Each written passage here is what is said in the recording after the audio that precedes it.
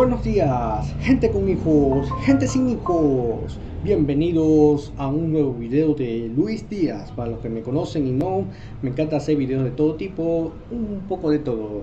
Muy bien, ahora les voy a traer una nueva serie de videos semanales sobre lo que es la estadística. El día de hoy vamos a hablar sobre los datos estadísticos. Es lo que trata el primer capítulo del libro Estadística para Administración y Economía, 10ª edición, de los autores David Arneson, Dennis Swissner y un tal Thomas Williams, no sé quiénes sean, no me interesa.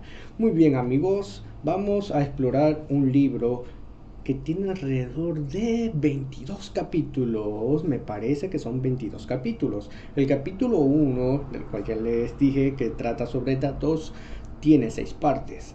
Vamos a ver un poco sobre la aplicación de la estadística en el sector económico. Vamos a ver términos como variables, variables cualitativas, cuantitativas. Vamos a ver qué es el elemento, qué es observaciones, qué es un conjunto de datos, cómo se manejan grandes cantidades de información, por qué las empresas compran datos, qué son las escalas de mediciones. Veremos un poco de eso y más en este capítulo de alrededor de media hora. Media hora, bueno, 30 minutos, bueno, aunque ya empezamos, bueno, no perdamos más tiempo y aquí vamos. Muy bien, amigos, vamos a hablar de la parte 1 del capítulo 1. En este caso vamos a hablar sobre aplicaciones en los negocios y en la economía. Como sabemos, en el entorno mundial actual de los negocios y la economía, todo el mundo tiene acceso a grandes cantidades de información, sobre todo aquellas personas que navegan a través del internet, y sobre todo información estadística. Directivos, encargados, empresarios, siempre toman decisiones en base a la información obtenida de datos estadísticos. En esta sesión del libro, bueno, en esta sesión de estudio para nosotros, vamos a proporcionar algunos ejemplos de cómo se aplica la estadística en ciertos sectores de negocios, como por ejemplo contaduría. En la contaduría, las empresas de contadores públicos suelen realizar auditorías para sus clientes en base a información que obtienen empleando ciertos procedimientos de muestreo estadístico. ¿Qué es el muestreo estadístico? Es tomar de un conjunto de datos un subconjunto de datos. En este caso tenemos una población, nosotros vamos a tomar una muestra de esa población. Lo que hacemos es tomar un subconjunto de los habitantes de esa gran población y de esa forma nosotros tenemos nuestro conjunto de datos, en nuestro conjunto de miembros de la población, a lo que podemos llamar muestra. En este caso nosotros vamos a realizar un muestreo estadístico, que en este caso es lo que harían los contadores públicos. Muy bien. Tales datos pueden ser, digamos, en este caso cuentas por cobrar, documentos por cobrar, etcétera. Muy bien. Siguiendo con esto, vamos a tocar lo que sería las finanzas. Y en el sector económico de las finanzas, los analistas financieros emplean diversas formas de obtener datos para poder recomendar a sus inversionistas a tomar las decisiones más adecuadas para su empresa. En este caso, nosotros recolectamos como financieros datos en relación a lo que sería el precio y la ganancia, lo más frecuente, datos de relación precio y ganancia de un producto. Al comparar la información sobre una determinada opción, nosotros podemos promediar en el mercado si las acciones son adecuadas para que el analista pueda recomendar, en este caso al inversionista, si debe seguir invirtiendo más en ese producto o no. Muy bien, siguiendo con esto, la estadística también podemos aplicarla en lo que sería el ámbito de la producción y el ámbito del marketing. En el marketing, los proveedores, en este caso de información, como digamos ciertas empresas, bueno, no proveedores de información, proveedores de datos. Los proveedores de datos compran datos siempre a pequeñas empresas o medianas empresas. Digamos que tenemos X empresa que vende datos. Sin embargo, ellos para tener todos esos datos, o sea, para vendérselos a, digamos, a empresas internacionales como Coca-Cola, que ellos sí requieren de bastante información para asegurar que su producto sea adecuado para el cliente de hoy en día. Como sabemos, el cliente de hoy en día no es el mismo cliente de, la, de, de hace unos 5 años, de hace 10 años. Siempre hay que estar renovando datos, haciendo nuevos estudios, en este caso comprando más datos a otras empresas, dependiendo de la empresa. Bueno, los administradores de marca también revisan lo que son las estadísticas, porque ellos necesitan actividades promocionales en base a información obtenida de las personas, de los clientes. Para esto, ciertos analistas ciertos analistas utilizan por ahí ciertos análisis que resultan prometedores para decir que nuestro producto podrá cumplir con las demandas de los actuales clientes. Pero bueno, la importancia que se le da actualmente a la calidad del producto juega mucho hoy en día. Juega mucho porque un producto de mala calidad es un trabajo obvio de que hubo falta de información. En este caso hubo falta de información estadística, no se tenían datos correctos o la empresa simplemente no tuvo suficientes datos para saber lo que el cliente realmente quería. Muy bien, y aplicando ahora la estadística en un sentido más generalizado, digamos en el ámbito de la economía en general, podemos decir que las personas denominadas economistas, que son los que estudian la economía, suelen hacer pronósticos a futuro sobre el estado económico, en este caso del país, y sobre algunos aspectos de la misma. En relación también podemos decir que al país, bueno, o algún producto en general, pero bueno, como sabemos, la economía en general siempre anda cambiando, nunca se mantiene fija. Digamos que hace 5 años teníamos cierto porcentaje económico en relación al dólar, etcétera, etcétera, y después de unos 5 años más pasó esto, no sé, hubo una inflación, una alza del dólar, etcétera, etcétera, etcétera. Pero nosotros, digamos, estábamos preparados porque teníamos datos que aseguraban que eso iba a pasar. Sin embargo, una pronosticación al futuro, incluso con los mejores datos, nunca suele dar en el clavo muchas veces, porque no siempre sabemos lo que va a pasar. Los datos nos ayudan bastante a tener una predicción de eso, pero no porque sea, pero solo podemos predecir, no podemos asegurar. Muy bien, creo que eso es lo mejor que podía explicar este punto, ya que realmente es un punto bastante extensivo. Hay muchos tipos de negocios donde nosotros podemos aplicar la estadística. Muy bien, amigos, ahora vamos a explicar la siguiente parte del capítulo. Bueno, voy a explicar la siguiente parte del capítulo. Bien, la siguiente parte habla sobre datos. ¿Qué es un dato? Muy bien, según el libro, un dato puede ser un hecho, información o cifra numérica de la cual nosotros podemos recoger, analizar y resumir para su representación y interpretación. Muy bien, eso es lo que nos dice el libro. Pero ahora vayámonos por otras mallas. Hay que separar bien y dejar claro qué es dato y qué es información. De una forma general, podemos decir que un dato es aquella información, porque todo es información, es aquella información que realmente no significa nada para nadie, simplemente es algo que está ahí porque sí. Por ejemplo, digamos que mi guante mide 30 centímetros, ese es un dato sobre una de las propiedades de mi guante, o sea, es la variable en este caso, digamos, vamos a tomar en cuenta la variable de tamaño de mi guante. La variable de tamaño tiene un valor de 30, en este caso, ese es el dato que yo estoy obteniendo de mi guante. Para una persona a la que no le importe mi guante, simplemente va a ser un dato. De que mi guante, yo le digo, oye, tipo, o digamos, tenemos al sujeto. Vamos a poner un ejemplo un poco más dinámico. Tenemos al sujeto B. El sujeto B no se interesa por mi guante. Yo le digo, oye, mi guante mide 30 centímetros. El sujeto B, ya, sí. Ya, para el sujeto B esto simplemente es un dato, no le importa, no es para él, no significa nada porque a veces ni se acuerda el día de mañana que mi guante tiene 30 centímetros. Pero ojo, digamos que para mí el guante esto es muy querido, a mí me gusta este guante.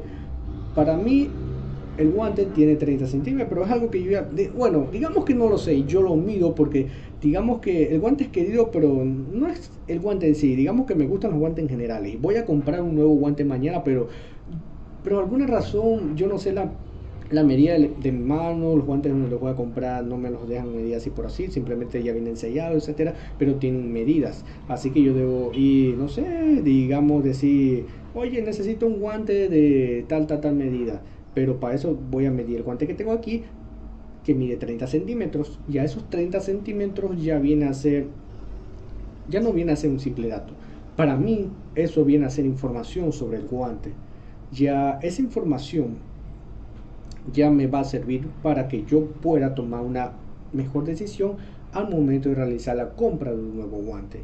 Para el sujeto B le vale pepino porque al sujeto B no le gusta, al sujeto B no le gusta mi guante, así que bueno, sujeto B, te pones por allá.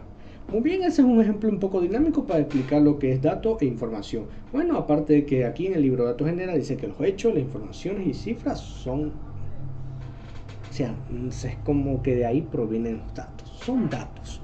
Pero ya sabemos de momento que datos e información son muy diferentes, pero aquí en el libro los vamos a ver un poco iguales. Vamos a decir que de la información obtenemos los datos, pero realmente no es así. Ya les expliqué con mi ejemplo cómo deben tener esa idea clara de qué es un dato y qué es información. Y muy bien, ahora vamos a hablar de lo que es conjunto de datos. Digamos, sabemos que un dato es parte de un conjunto de datos, pero realmente ¿qué está conformado por un conjunto de datos? Bueno, podemos decir muchas cosas.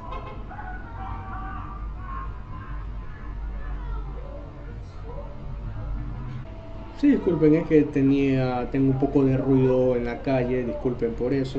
Hay un poco de ruido por acá. Eh, bueno, hasta ahora, bueno, casi a toda hora es muy ruidoso por aquí. Bueno, me molesta hacer video con ese ruido, pero sigamos. Bueno, nuestro conjunto de datos tiene tres partes. Sí, tres partes. Son elementos, variables y observaciones. ¿Qué es un elemento? Un elemento son las entidades de las que se obtienen los datos. Los datos. En este caso, mi guante es un elemento. Es una entidad. Bien, en el conjunto de datos nosotros decimos que, bueno, de este elemento se obtienen los datos. Entonces, ¿qué es una variable? Una variable es una característica de los elementos que es de interés. En este caso, yo puedo decir que si mi elemento es el guante, una de las variables en las que yo voy a obtener mi dato, las variables de interés, ya les había dicho, puede ser el tamaño, el color, la consistencia, bueno, consistencia como sea, el tipo de guante, etcétera. Muy bien, ya quedémonos con la variable de color, digamos que la variable de color en este caso negro, la variable. Muy bien, ya sabemos que es un elemento, que es una variable, entonces, ¿qué es la observación? Bien, los valores encontrados por cada variable del elemento en cada uno de los elementos constituyen los datos. Disculpen si lo chequeé un poco con el concepto ahí. Al conjunto de mediciones obtenidas para un determinado elemento, el conjunto de mediciones se le llama observación. En este caso, es un poco difícil de explicar, no solo por mí, sino por mí, que el libro no explica mucho sobre la observación. Bueno, dice que el conjunto de mediciones obtenidas para un determinado elemento se le llama observación. En este caso, la observación que yo hago en este guante en torno a la variable que es el color, es negro. O sea que la observación es ese resultado de ese valor negro. En este caso, fuera la medida, como antes dije, 30 centímetros, que no sé si serán 30 centímetros, pero bueno, ya sabemos, elemento, variable, observación. Entonces tenemos el objeto, la característica del objeto y la medición del objeto. Muy bien, ahora vamos a explicar lo que son las escalas de medición. Bien, para la recolección de datos siempre se requiere de alguna escala de medición. Las escalas de medición por lo general suelen ser nominal, ordinal, de intervalo de razón, aunque hay supuestamente, no lo he estudiado muy a fondo esto todavía, pero hay más escalas de medición todavía. Pero bueno, estas cuatro son las principales con las que comenzaremos. La escala de medición en sí determina la cantidad de información contenida en el dato que nosotros vayamos a analizar. Y la manera más apropiada para resumir y analizar estadísticamente los datos es utilizando estas escalas. Bien, hablaremos sobre la escala nominal. Escala nominal, podemos decir que cuando el dato de una variable es una etiqueta o nombre que identifica un atributo de un elemento, se considera que la escala de medición es nominal. ¿Cómo decirlo esto? Digamos esto, si el dato de la variable es una etiqueta, un nombre, en este caso es un valor no cuantitativo, nosotros atribuimos a que es un dato nominal. La escala, digamos, digamos que tengo una empresa de guantes y digamos que yo voy a poner una etiqueta para indicar, digamos, el tipo de guante. Si el guante es de lana, si el guante, no sé, de otro material, de algodón, y voy a poner una A de algodón o una L de lana. Esas son las etiquetas en las que yo, o sea, la variable es el tipo y el valor, en este caso de la variable, viene a ser, en este caso lo voy a repetir como una etiqueta, no es un valor numérico, pero por lo tanto yo estoy diciendo que estoy usando una escala nominal. Cuando cumplo con estas características, necesito utilizar la escala nominal, o sea, yo estoy utilizando escala nominal. Bien, sin embargo, también podemos decir que lana y algodón no se representan con una letra, sino con un número. Esto se utiliza bastante en lo que es las bases de datos. Podemos decir que lana es el número 1 y algodón es el número 2. Pero estos valores numéricos no tienen, digamos, algún valor matemático aritmético que se pueda utilizar con alguna operación matemática como suma, resta, división o adición. Y bien, ahora digamos, pasemos a decir qué es la escala ordinal. Ya sabemos que es nominal, ahora vamos a ver cuándo una escala de medición para una variable es ordinal. Si los datos muestran las propiedades de los datos nominales que ya mencionamos anteriormente y además tiene sentido en orden jerárquico, o sea, de mayor a menor, de menor a mayor, etc., decimos que la escala para esa variable es ordinal. Por ejemplo, digamos que tenemos una empresa eh, donde se tiene que evaluar el estado de un producto, si el producto es bueno, es malo, es regular. Tenemos una escala que va de bueno, malo, no, que va de, no, sí, bueno, malo y regular, o sea, tenemos si es bueno, malo y regular. Sabemos que tiene un orden, sabemos que es una escala en la que no vamos a utilizar ningún método matemático y representamos con un nombre, o también podemos representar a través de una etiqueta, o sea, estamos usando las propiedades de la escala nominal y aparte de ello le estamos agregando un sentido, o sea, está en una forma jerárquica. Así también es como podemos nominar o categorizar el puesto en lo que se encuentra un producto entre del 1 al 10, del 1 al 100, etcétera. Muy bien, sabiendo qué es la escala nominal y la ordinal, ahora pasaremos a algo un poco más complicado. ¿Qué es la escala de intervalo? Bueno, no es tan complicado realmente. Una escala de medición para una variable es una escala de intervalo siempre que los datos tengan las características, en este caso de los datos ordinales, que son los segundos, no los nominales, que son los primeros. Y tengan también las características de un intervalo.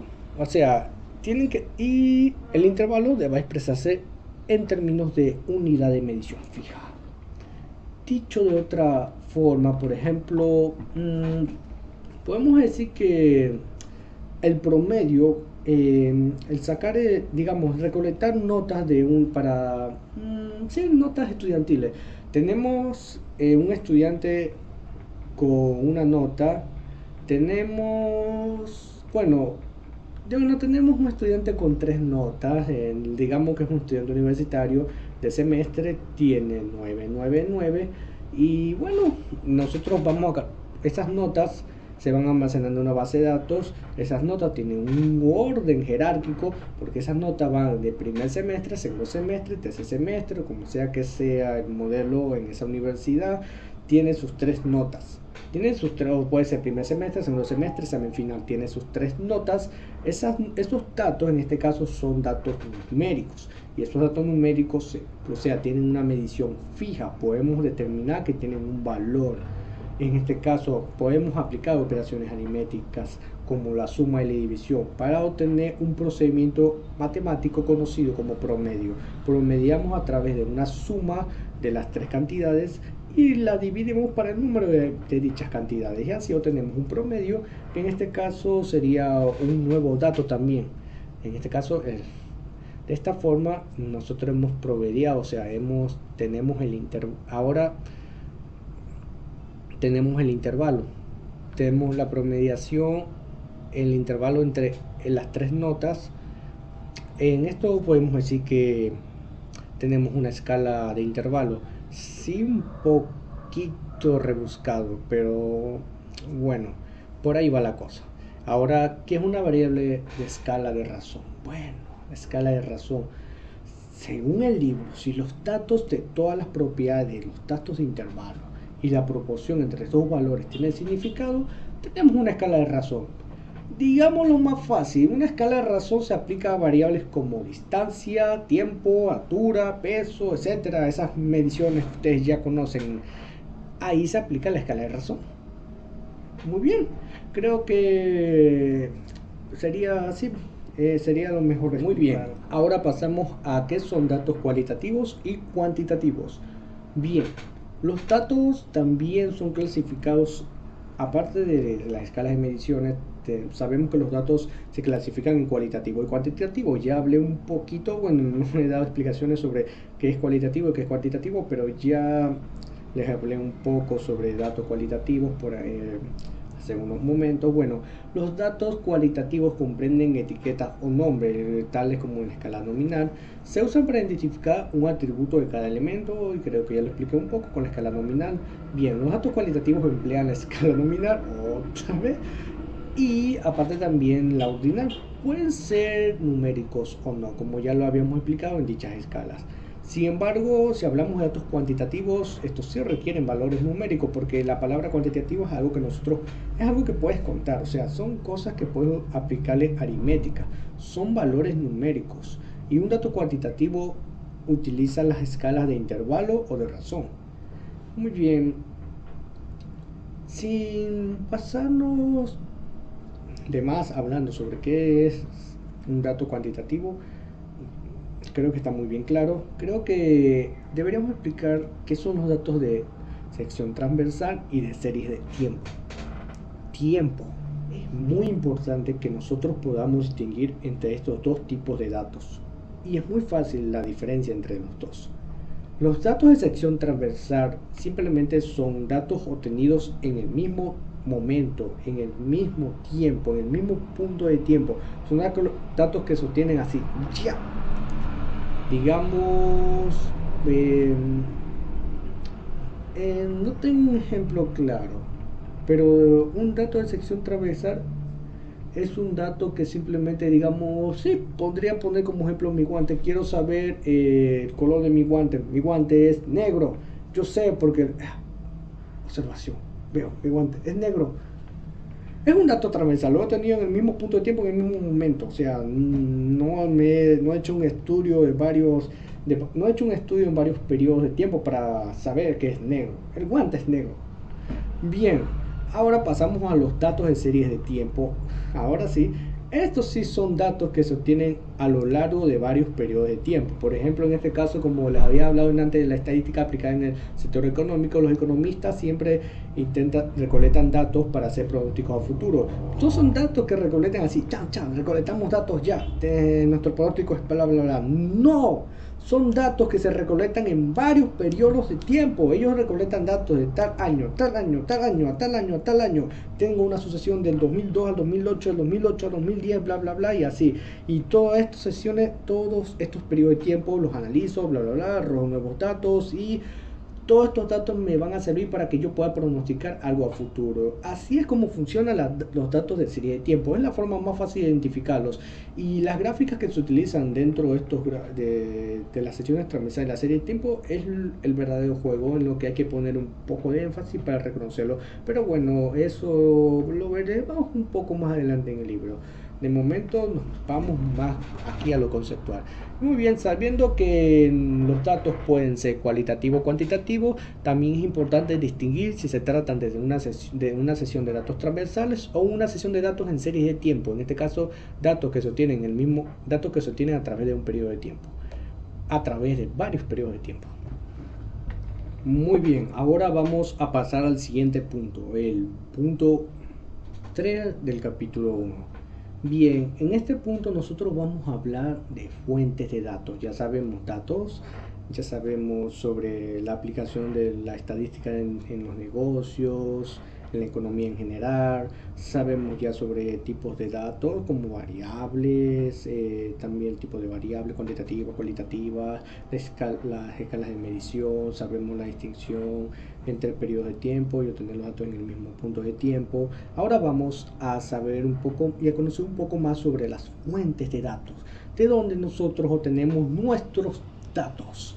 Bien, los datos se obtienen ya sea en fuentes existentes como bases de datos o por medio de, digamos, encuestas, estudios experimentales realizados todos con el fin de recolectar nuevos datos. Por ejemplo, si yo quiero conocer nuevos datos, hablamos de datos actuales. Si yo quiero conocer, digamos, la tendencia actual de los jóvenes sobre, digamos, música, bueno, que sabemos cuál es la tendencia, pero en este caso yo quiero estar seguro. Necesito saber la tendencia de los jóvenes en el año 2018, que es lo que yo hago, como todavía no termina el 2018, apenas estamos por mediados del 2018, yo necesito hacer un estudio. Necesito recolectar datos nuevos. Para eso emprendo un nuevo estudio en el cual puedo utilizar también encuestas para recolectar datos. Puedo tomar una muestra, etcétera, etcétera, etcétera. Aplicando las medidas necesarias para recolectar datos. Yo recolecto datos en el momento. Bueno, eso es un estudio al momento, es un estudio de algo nuevo, de datos nuevos que estoy recolectando. Pero digamos que yo quiero hacer algo con un producto sobre la nostalgia, por hablarlo así. Yo quiero algo que le haga recordar a las personas dichos años, cosas así. Yo lo que hago es tomar datos ya existentes. ¿Qué hago? Examino una base de datos existente. Para eso, ya sea que yo tenga una empresa, simplemente revise mi base de datos antiguas, o yo le compre a una entidad que venda, o sea, alguna empresa que venda datos sobre ciertos productos o clientes en dichos años. Quiero saber más o menos eso para yo poder lanzar mi producto con las características de ese tiempo. Muy bien, muchos ejemplos de datos disponibles en registro de empresas internacionales consta de fuentes como podemos decir registro sobre empleados, registro de producción, registro de inventario, registro de venta, registro en crédito, registro de no sé qué más, pero bueno, muchas fuentes de registros. Estos registros ofrecen datos disponibles para la empresa o para terceros que adquieran, porque por un valor compren estos datos, en los cuales estas fuentes otorgan datos como nombre, direcciones, número de producto, nombre del cliente, dirección, número, parte, número de producto, etcétera, etcétera, etcétera. Muchas de esas cosas. Muy bien. Un estudio estadístico es una forma también para recolectar datos, pero ¿qué tan necesario es? Para una aplicación particular no se pueden obtener datos de fuentes existentes. Necesitamos hacer algo, en este caso aplicar un estudio estadístico. En tales casos nosotros podemos hacer un estudio ya sea experimental u observacional. Si ya hablamos de las fuentes resistentes, hablamos de estudios estadísticos, hay que tener en cuenta algo al momento de recolectar datos, los posibles errores en la adquisición de datos. Muchas veces los directivos de una empresa no están conscientes de que puede existir la posibilidad de que, oye, ese producto no sirvió, no sé por qué no influyó como debería, no sé, tal vez hubo algún error en la estadística, algún dato mal puesto por algún marrano, bueno, es una forma de decirlo. Una error en la adquisición de datos siempre va a ser malo cuando el dato es erróneo. Preferiblemente es preferible tener una casilla en blanco que un dato malo.